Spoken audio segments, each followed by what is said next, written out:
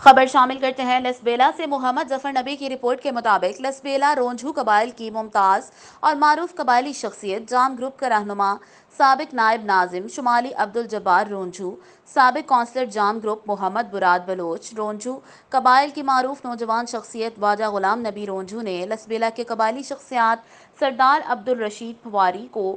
ضلعی چیئرمین اور chief tribal سردار غلام فاروق شیخ کو وائس چیئرمین لسبیلا منتخب ہونے پر دل کی اتھاہ گہرائیوں سے مبارکباد پیش کرتے ہوئے کہا